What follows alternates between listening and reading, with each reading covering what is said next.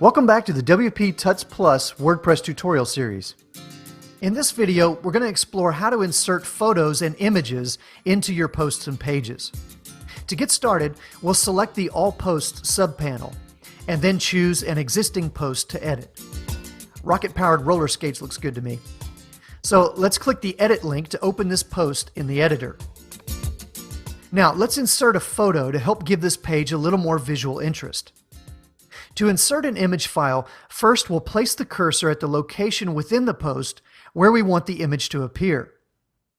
Next, we'll click the Add Image button. It's the first one in the series. Now we're given a few options. We can add an image from our own computer, from a URL on the web, or from our media library. So for now, I'll choose from computer. On my desktop, I have a JPEG ready to go. So we'll select this image, and the uploader will automatically transfer the image from our computer's hard drive to the web server that hosts our site.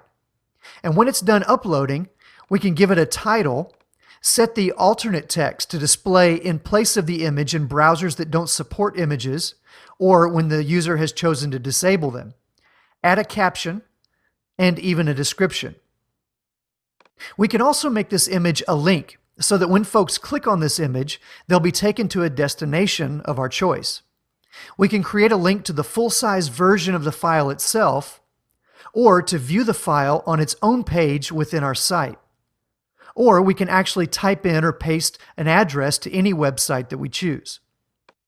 For example, we could have this photo linked to acme.com, so that when a visitor clicks on the image of our roller skating coyote, they would be taken to that site. For now, I'll just click on File URL, which will take them to the full-sized version of this image. We can choose to align this image to the left side of our content, which would cause the text to wrap around the right side of the image, or to the center or right, which would flow text to the left of our image. Let's choose right. Next, we can choose which size image we'd like to use in the post.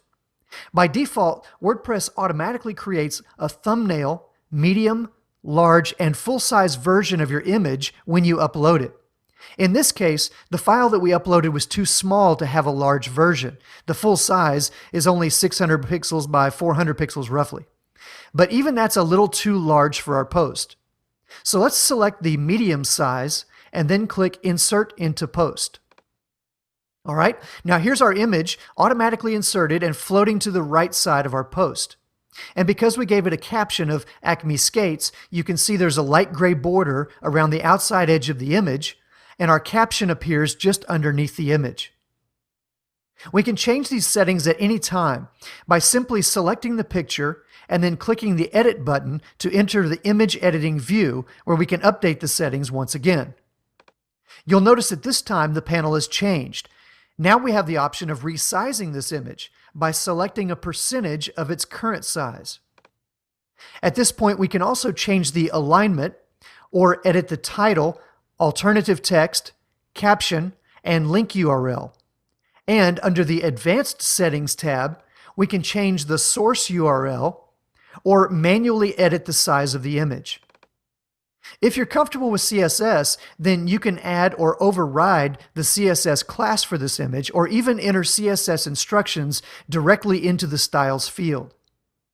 Under Image Properties, we can add a border around our image, and we can add additional padding to the left and right or top and bottom of this image. And lastly, under the Advanced Link Settings, we can assign a separate title for the link itself, choose a link relationship, add additional CSS, or even choose to open the link in a new window when they click on our image. So let's click Update. And now, when we view our post, we'll see our image in the post with a nice black border, and we know that when our visitors click this image, they'll be taken to the full-size version of this image in a new tab or window in their browser. In the next video, we're going to talk about one of the most popular topics among bloggers, and that's how to insert video into your posts and pages.